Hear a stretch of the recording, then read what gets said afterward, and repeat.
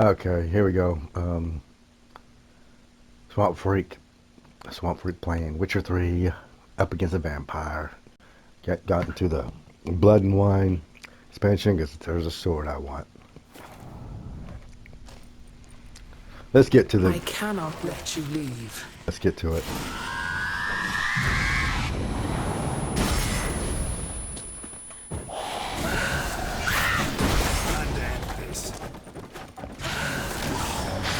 Why the hell do I keep turning around?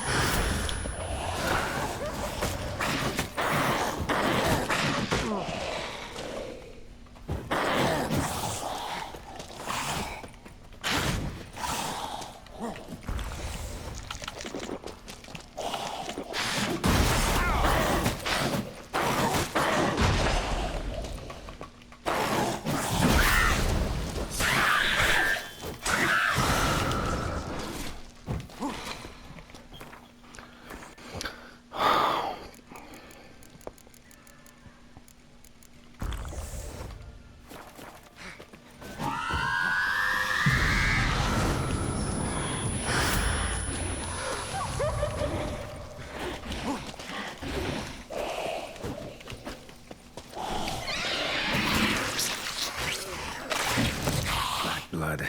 Should have back.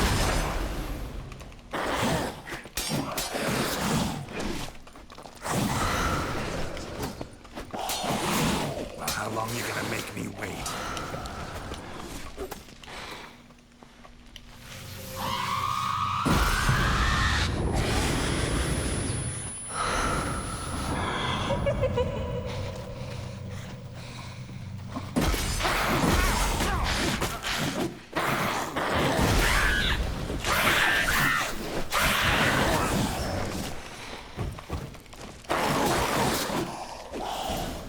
Killed all these men to get to the body. Here we go. Wishing I had a table, though.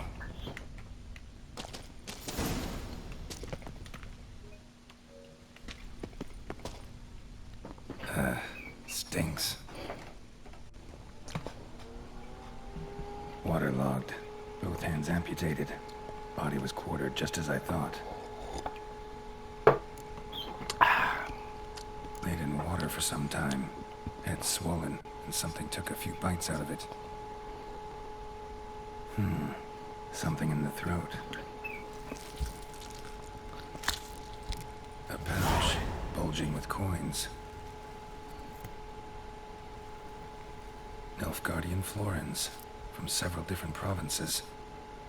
If the murderer did this, means we're dealing with a sentient thinking beast.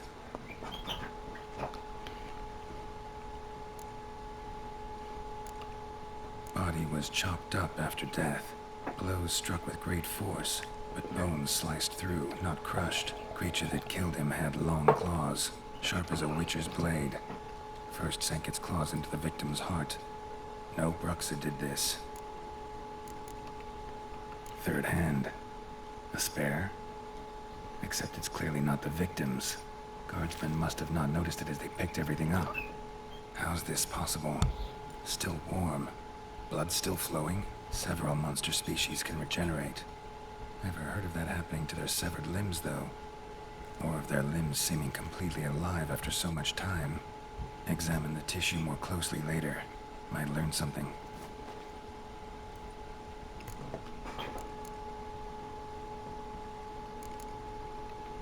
So, murderer was clearly a monster, but not a Bruxa. But then why'd the Bruxa come here for the severed hand?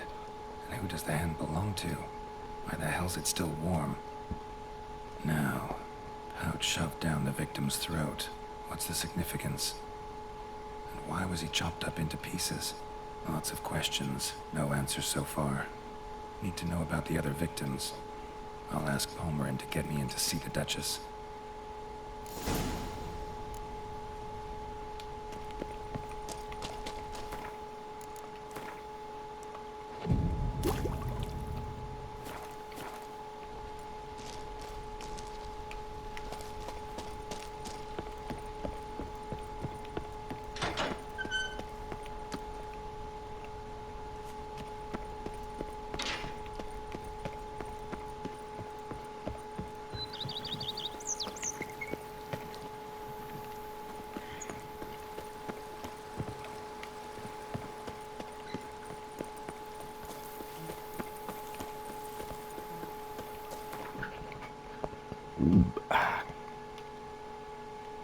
Well, I guess, yeah, that's right. I gotta open it all up.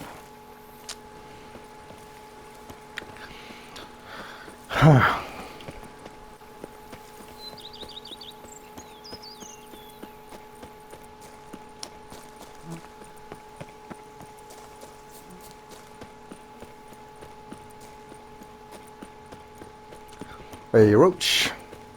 Fancy meeting you here.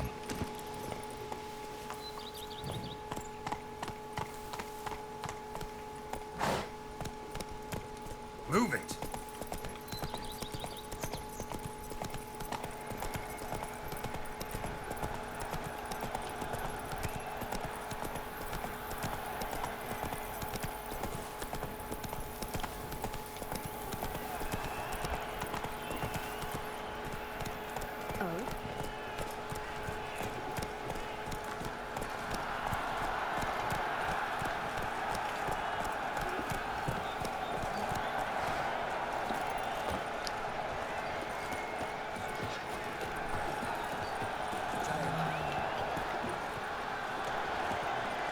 There you are.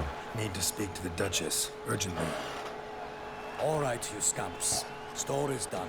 Go find your parents. But the Palmerin, what about the story of Riddick and the dragon? A tale's for another time. But take a good look at the man who stands before you now. This is Geralt of Rivia, the master witcher who lent his valiant hand to the defeat of the giant Goliath. Master Witcher, is it true virtue always trumps villainy?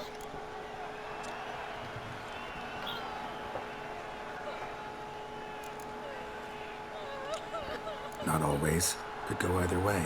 Sometimes virtue wins, sometimes villainy gets the upper hand. Still worth being good. But why? If it doesn't mean you'll win. Palmerin's story. Think back. A decent man attracts other good folk, makes friends he can count on. A rogue? Well, you can only count on other rogues. And who would you rather have for a friend? A man of virtue? I must agree. Now, that will do for questions. Go find your parents. Her Enlightened Highness has doubtless arrived at the tourney grounds to watch the battle in the arena. If we hurry, we'll be in time to speak with her before the spectacle begins. Lead the way.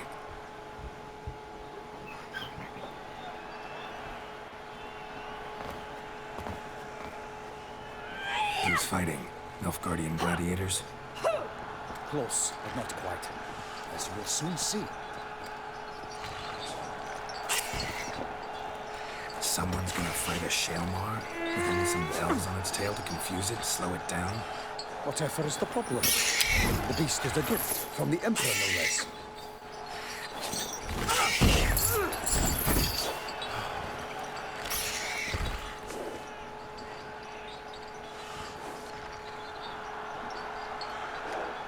This is dangerous. Bells on its tail aren't enough. I saw a spectacle of the sort of the arena in Nunio.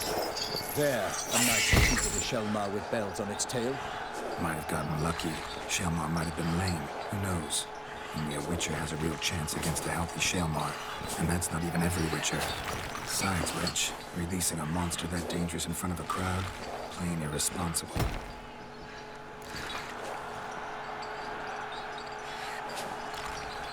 Who's going to fight the beast? Guillaume, the young man you met. Yeah. Mentioned he'd promised his heart's captor a monster trophy. Great love demands great sacrifices. Let's go.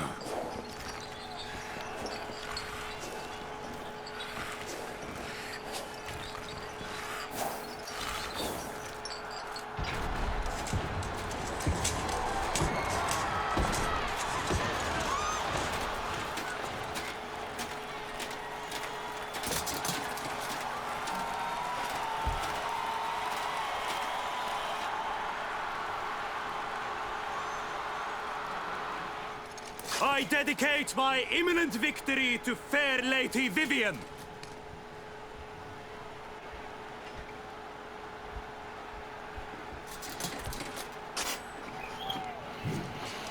It's begun. The fight shall have to end first. We must wait.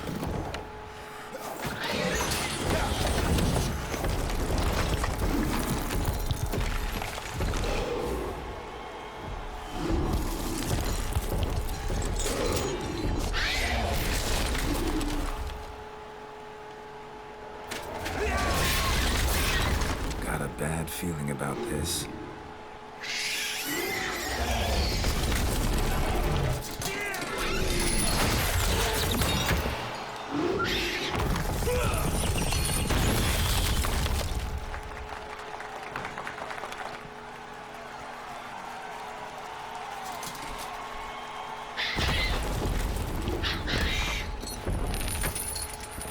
Damn it.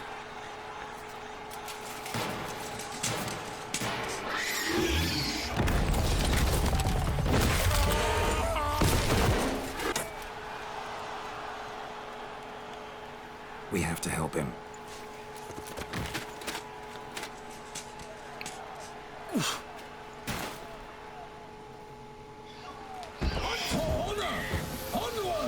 Gotta keep it down. Can't tell where we are when he hears us. Alas, tonight, the beast heaved its foul girth, let loose a roar, and knocked him to earth. Then down came the Witcher. See what's.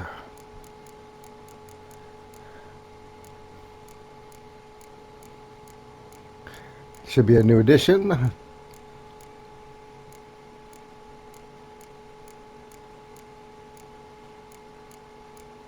Those are creepy motherfuckers.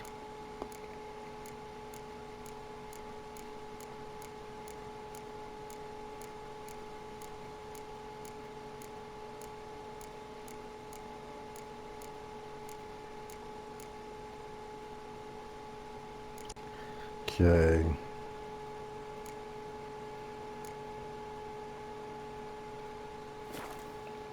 In one mighty bound,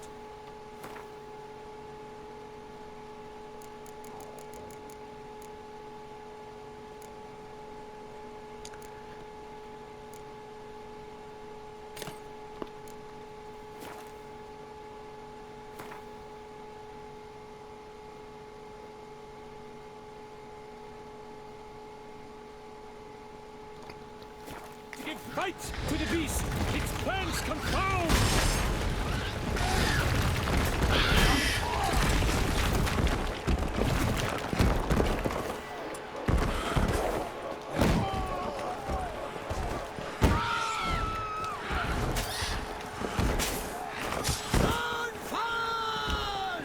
Show me what you got.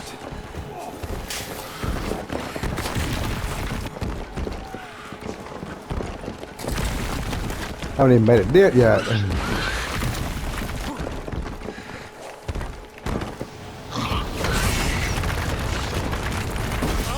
Out, breathe flame! And thus the witch's life would start. All our hopes, alas, had turned to dust. Drink up the oath.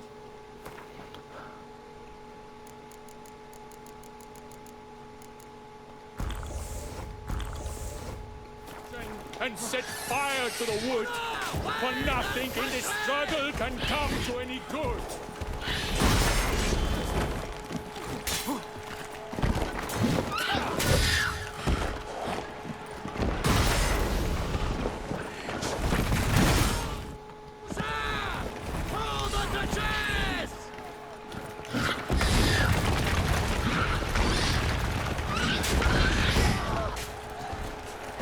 Come on.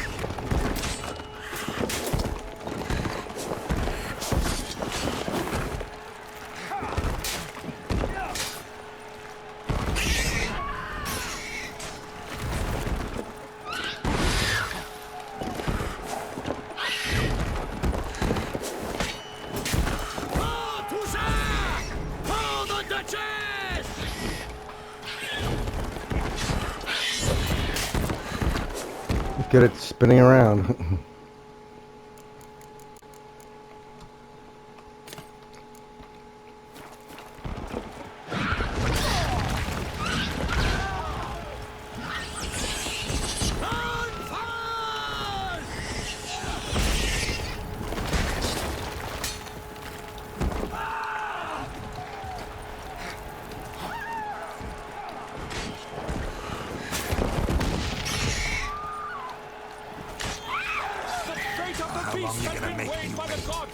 Soon the Witcher shall triumph against all odds.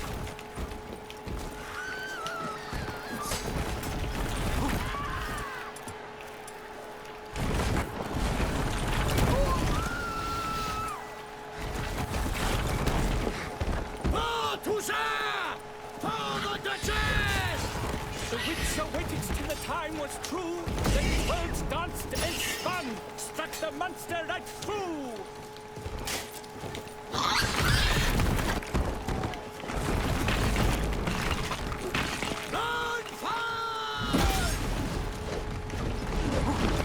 I think I'm gonna lose my buddy. Yeah, pretty. His last breath, a French Witcher. Ah, shit. Unto death.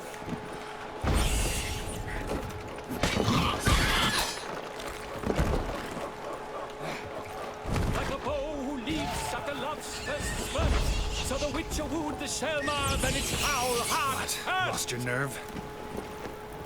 Dogs dive, flee, faint, its razor strikes belly, Selma's cries ring aloud, blood transforms into jelly.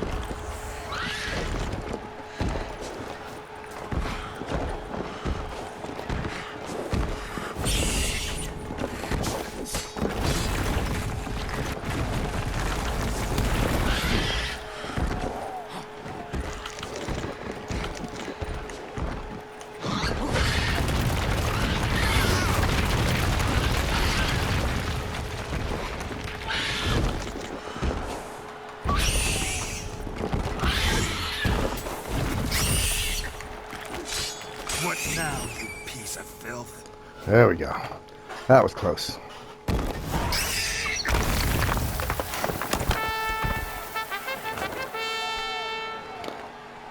The Selma lies defeated by Geralt of Rivia, master of the witchering trade. Behold, as the last gasps of life seep from the beast.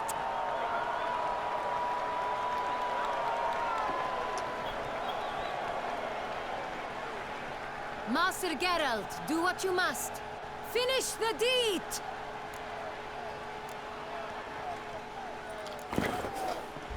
Monster's no threat. No need to kill it. A victor may always show mercy. It is his right.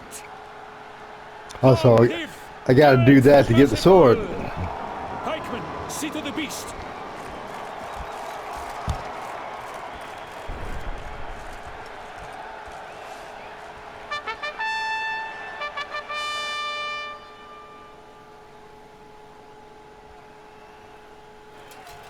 Forgive me. I am not as nimble as in my younger years. He's still alive. He's You alright. fought bravely. Thanks for your help.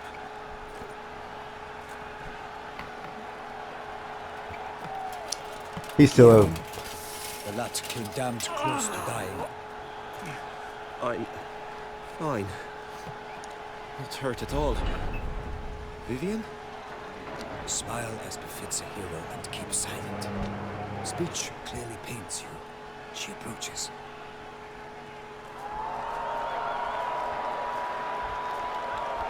Geralt. We must talk. Vivian. You shall talk later, in the medic's tent. Geralt, magnificent, breathtaking. Your Grace. We knew that to summon you was a brilliant idea. We are delighted, ravished to have struck upon it. And I'm truly honored. See to our young hero. Hop, hop. She don't We look must that be impressed. off, Geralt. We should talk. We had been long awaiting your arrival. Had nearly lost hope. Then suddenly, that entrance, so spectacular.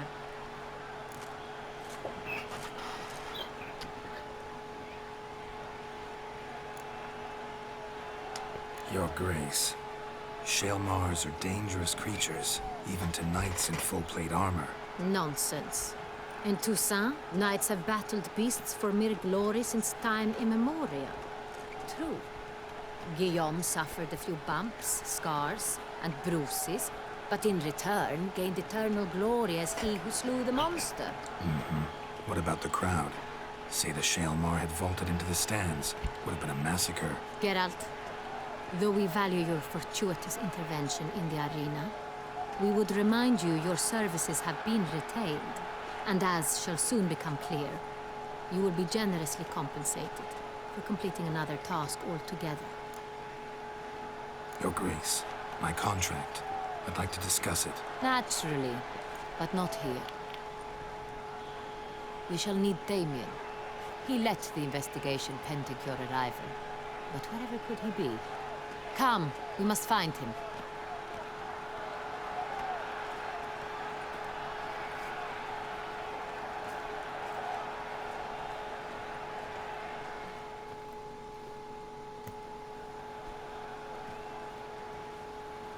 Tell us, have you come alone? Or did Viscount Julian accompany you? Wish to see Dandelion, Your Grace? Yes. I mean, no. Yes. But solely to tell him we regret. Yes, deeply regret rescinding the death sentence we so justly handed down upon him. If we could turn back time, we would make certain he sat in a tower till he rotted. No, we would ensure he was broken on the wheel, then drawn, hanged, and quartered. Dandelion makes friends all over the place. Ah, the very man we would Especially entrust the with these ladies. tasks. Damien de la Tour, captain of my personal guard. Your Grace. Witcher. Greetings. It's a bad idea to upset a woman in power.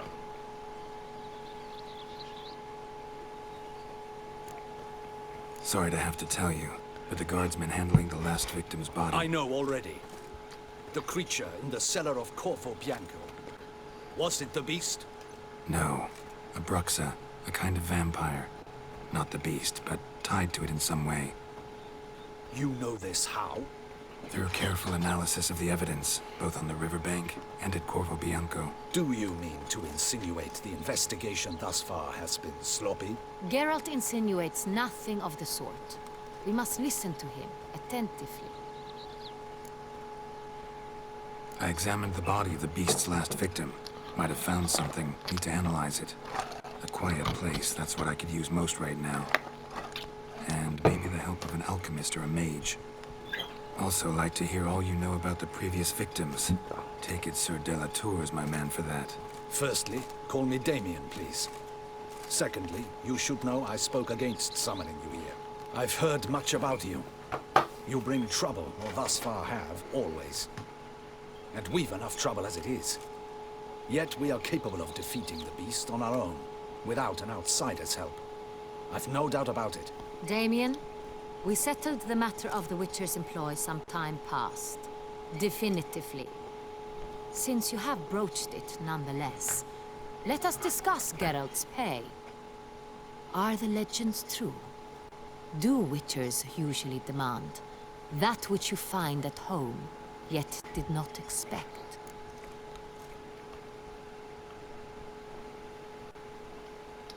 Yes, Your Grace. The law of surprise. Time-honored. We shall be content. The surprises we encounter on a daily basis would be of no value to one such as you. What awaits at the palace are edicts to sign and portraits of suitors from far-off lands. I fear you would find little use for either. Thus, we've decided you shall receive the deed to a vineyard, Corvo Bianco, and the sum of coin. You will doubtless consider this adequate. Title to the vineyard shall be given to you at once. Surely you'll need lodgings while you hunt. The coin, however, will be yours only once you have slain the beast. Lovely, generous gesture, Your Grace. Corvo Bianco. Isn't it the Duchy's temporary morgue? Is it now? The Chancellery's bungled things again, we fear. Not to be left unsupervised for one instant. Yet, in its mood, a morgue should present minimal problems to a Witcher. What's more, nothing enhances a wine's reputation better than a grim legend. Thank you, Your Grace. I accept the contract, of course. But as I said before, I'll need some information.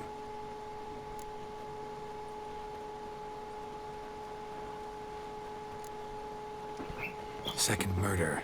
Tell me what you know. In the city, there are certain nooks. No one reasonable ventures there after dark. Ramon Dulac's corpse was found in one such place. With the first murder, terror gripped the city. Its inhabitants grew wary, kept to safe areas. Consequently, news of the second victim came to us from a group of concerned cut-purses. Criminals fear the beast? Telling in a way. Take it you've excluded the possibility that Ramon died at the hands of these bandits. Do you believe me an amateur? Not hands, but claws killed Ramon Dulac. The wound was deep. His body was found in a gutter, dressed in nightshirt and cap, a pillow placed under his head, and his sword replaced by a bed warmer. Ramon Dulac, a knight who but a dozen years past was an advisor to our father, the Duke. Someone went to a lot of trouble to make him look ridiculous.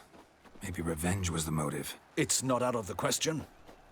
Dulac had shady dealings with the criminal underworld, but no one ever came forth with concrete proof of any misdoings. How'd it start? Who was the first victim? Crespi was the first to die. He was famed once for his many glorious tournament victories. Then he grew old, hung up his sword, and took to winemaking. Crespi was not loved by the wine merchants. He was ruthless in business and thought to cheat many a time. He asked us for a dispensation from all court ceremonies. We did not grant it. We could not. Once you've taken the oath of a knight, you remain a knight till death. How'd he die? Where'd they find the body? Quite unusual, the circumstance. He was at a feast when suddenly one of his fellow feastgoers noticed he was missing. The town watch found him an hour later. On his hands and knees, propped against the town pillory, his sword hanging from his neck. He had died of wounds inflicted with claws, not a weapon. Blows of great force. So he died suddenly, but the body was on its knees, meaning someone posed it. So it seems. So, first two victims were knights, best years behind them. The same could be said of the third. Sir Delacroix was wont to claim that in modern times, knights face new challenges. Enterprise being the latest addition to the chivalric virtues. He made a veritable fortune in the grain trade. Palmerin even nicknamed him Sir della Stinci. Found a coin pouch on his body. Contained florins dating from various times, hailing from different provinces of the Empire. Delacroix loved coin, true, but had no patience for numismatics. Lots of similarities between the victims. All the bodies were found in strange places under extraordinary circumstances. Seems the murderer, whoever or whatever it is, has some meaning to convey. These were honorable men. We are horrified by the disdain, the disrespect with which they were treated. These were knights of Toussaint. Blast it. Might be the point. From what you say, none was a model of virtue. Ever considered that's what the beast's trying to draw attention to? All the murdered men were knights who swore fealty to the 5 chivalric virtues. And even if Knights of Toussaint swear fealty to what virtues exactly? honor, wisdom, generosity, valor, and compassion. Beast seems to be pointing up moral decay, denouncing it. Victims were all humiliated. Might have been murdered to emphasize their lack of specific chivalric virtues. Honor compromised by the pillory. Wisdom by ridicule. Generosity by a coin pouch shoved down a throat. It seems to fit, true, though not perfectly. Can't discount the theory if it's on the lips of everyone in town. Say our reasoning's right. Next murder will be just as showy and denounce the victim's lack of the 4th virtue, valor. We can also assume that victim will be an elder knight. Let's think. At the moment, all the knights are either at the tourney grounds or in the palace gardens. Our annual hare hunt shall begin there shortly. Have you heard of the custom? Milton mentioned something. Seemed excited to prance around in a bunny costume. Not sure why. Hang on. Strange circumstances. A knight advanced in years. The famed cowardice of rabbits. Could it be that simple? Is Milton de Peyrac Peyren the next victim? Milton also knew Delacroix. Told me so down by the river. Damien! To me, something so obvious.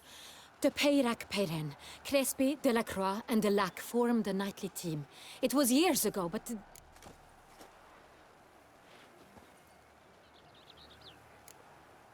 They were a team? They were close friends, tightly knit, and as such earned the trust of our father, the Duke.